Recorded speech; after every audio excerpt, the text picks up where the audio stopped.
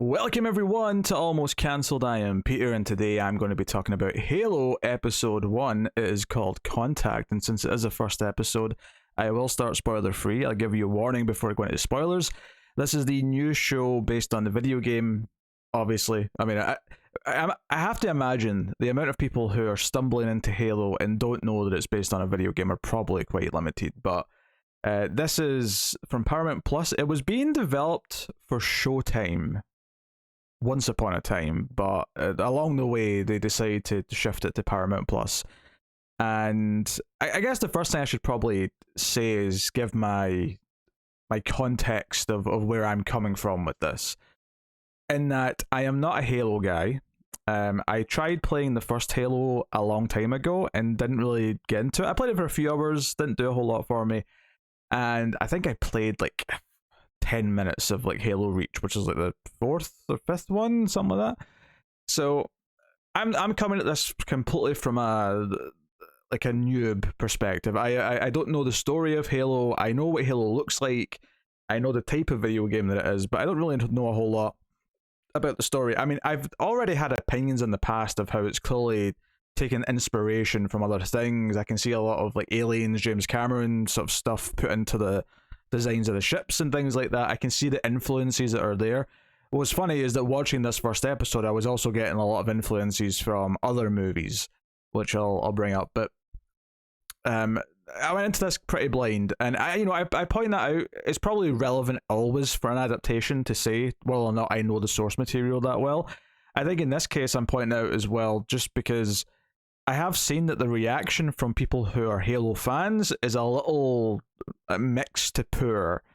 There's changes apparently being made. For example, Master Chief, I don't think is supposed to ever take his helmet off, kind of like Judge Dredd, and it kind of does it in the first episode. So, and I don't really think that's a spoiler to say. Seemingly, the actor's face is going to be used a lot as we go forward in the series. So I don't think that's really spoiling anything to say that. But yeah, so don't know a whole lot. I knew the enemy was called the Covenant, and I knew he was Master Chief, the main character, and he was a Spartan. I think I'd heard that word before. Other than that, though, went in pretty blind, and honestly I wouldn't say this first episode really did much to kind of grab my attention. What I was getting more from it, I was getting a lot of RoboCop and Universal Soldier in that, and I didn't know this about Master Chief, but it seems like he's kind of similar to those characters in that he's got a past that he doesn't remember. Hell, even Judge Dredd to an extent, now that I'm thinking about it, just to go back to the Dredd comparison. But he doesn't he clearly has had some sort of life before he became Master Chief, but he doesn't know what that is.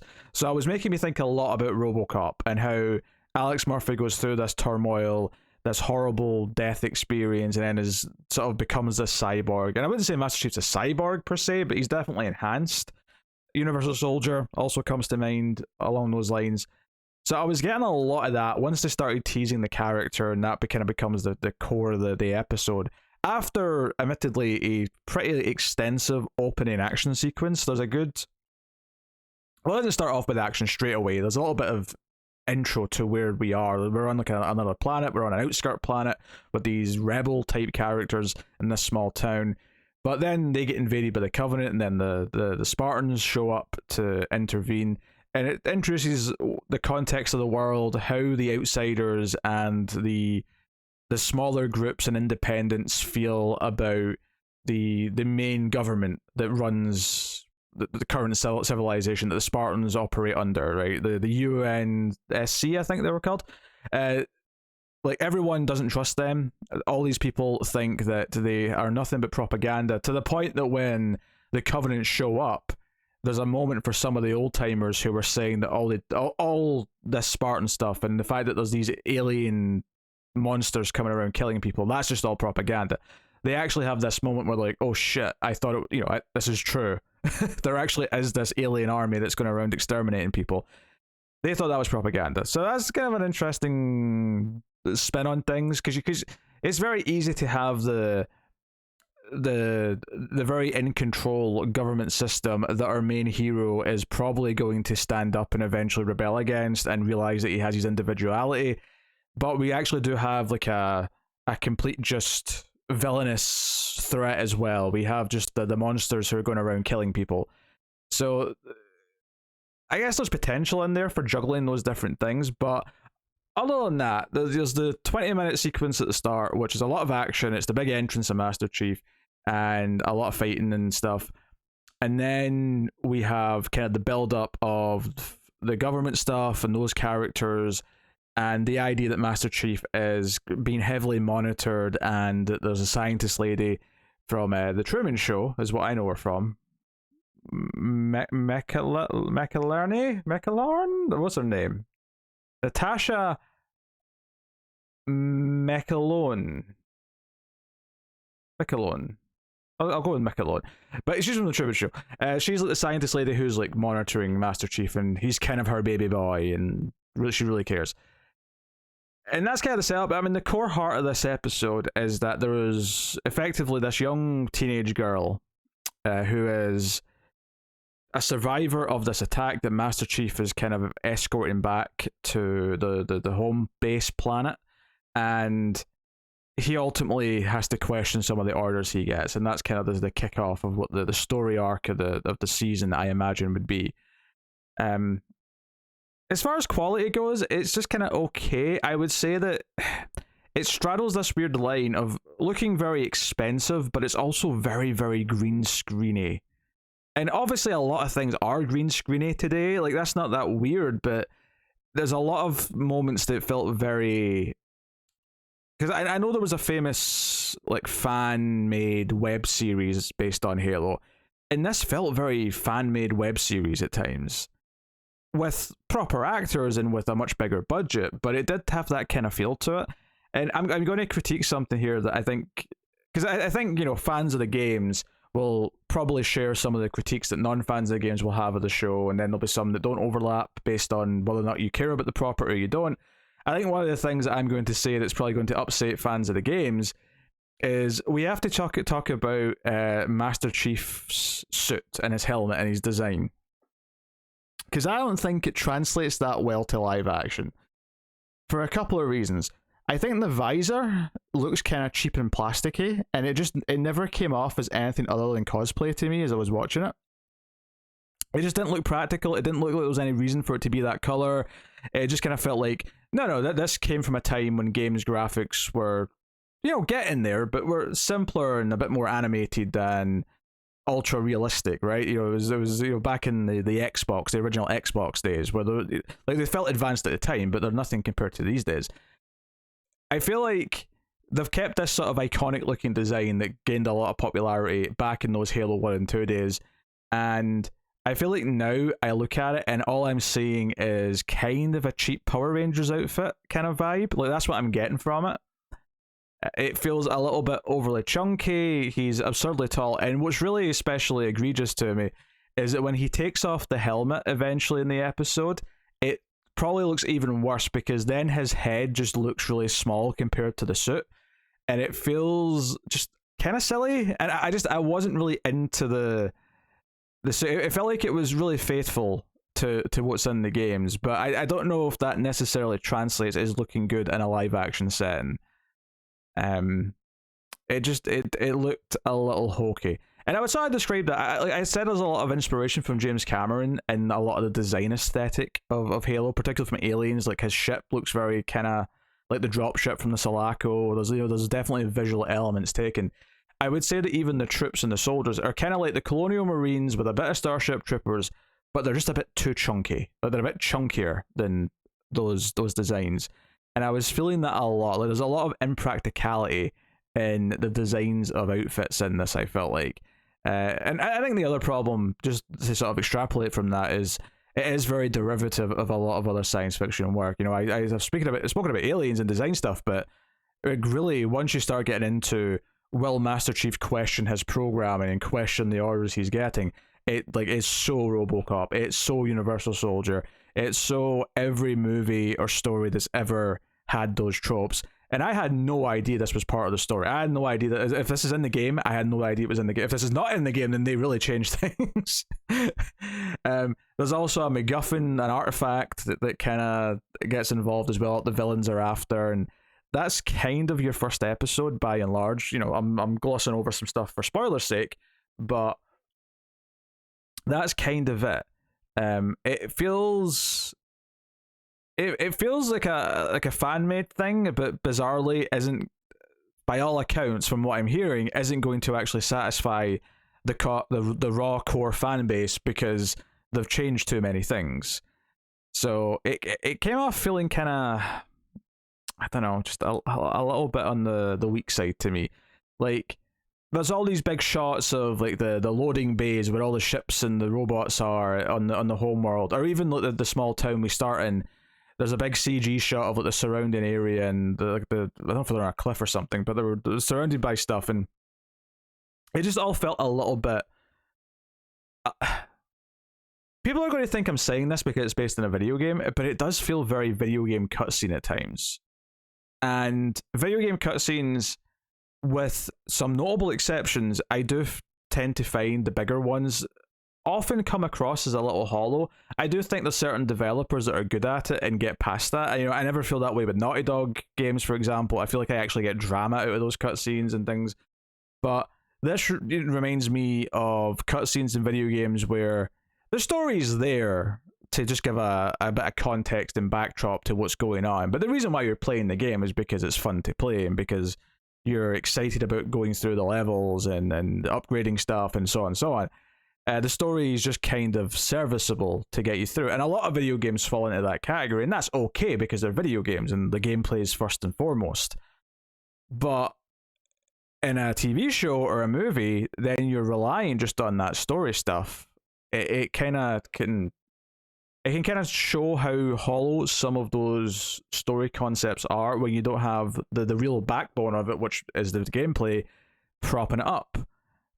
I think the reason why a lot of the bigger video games are really successful is because in some ways they are saying, hey, those types of movies you like, we're just going to do a carbon copy of those, which is okay because the whole point is you want to feel like you're playing through one of those stories. You're playing through a story that feels akin to an Alien / RoboCop / whatever, without using the licenses and that kind of thing. And that's okay. I love the Resident Evil franchise. I love the Resident Evil video games, and that's playing through a zombie movie.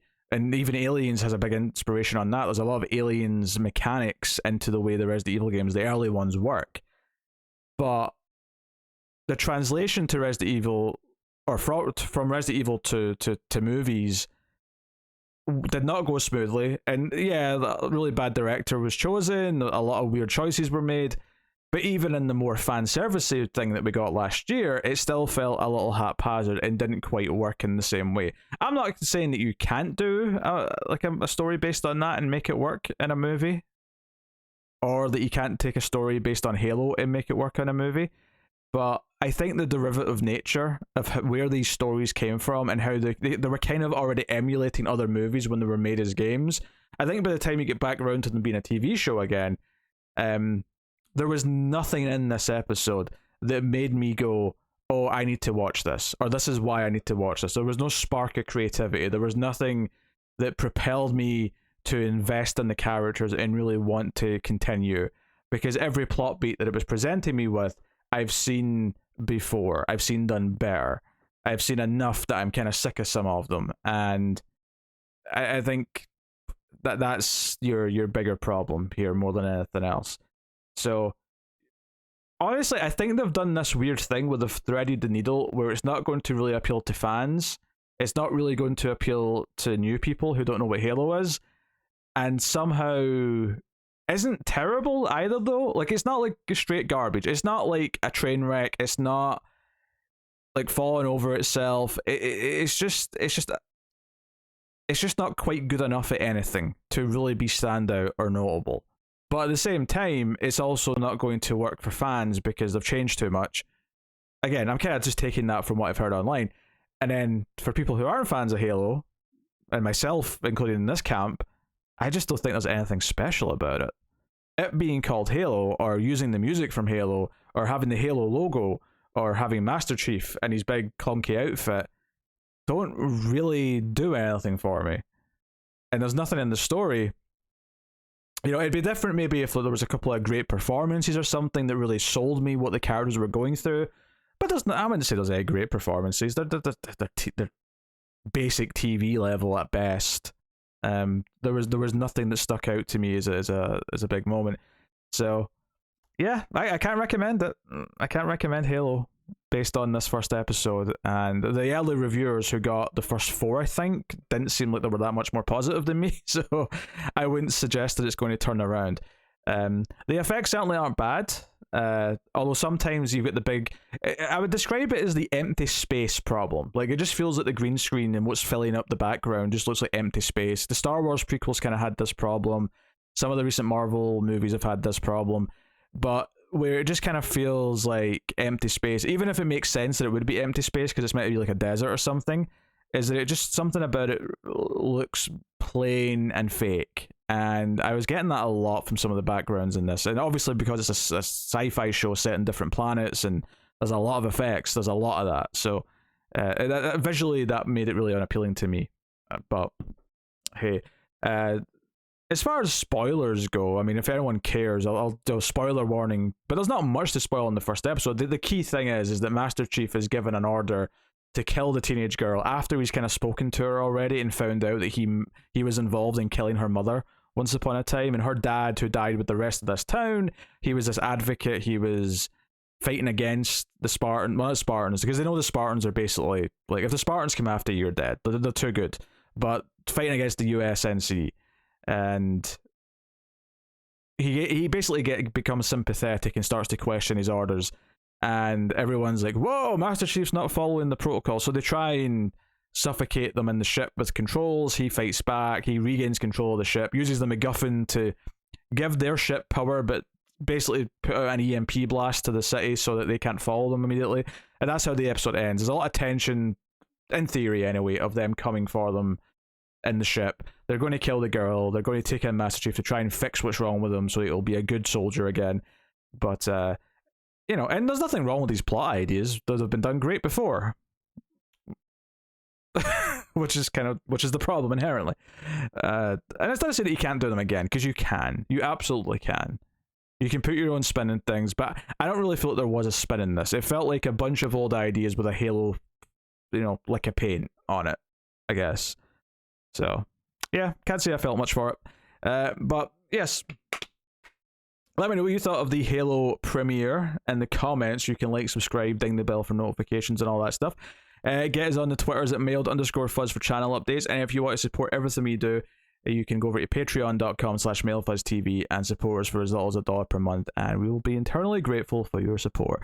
Also, check out Mailfuzz Movies, the other YouTube channel where we have the long-form movie podcast episodes, which recently started getting properly edited, and I put movie clips in and stuff. So go and have a look and see if you're interested and enjoy horror or sci-fi movies. Go and have a look. But that is me, so thank you once again for watching and listening. I always appreciate it. Keep watching TV. Have you got any vanilla?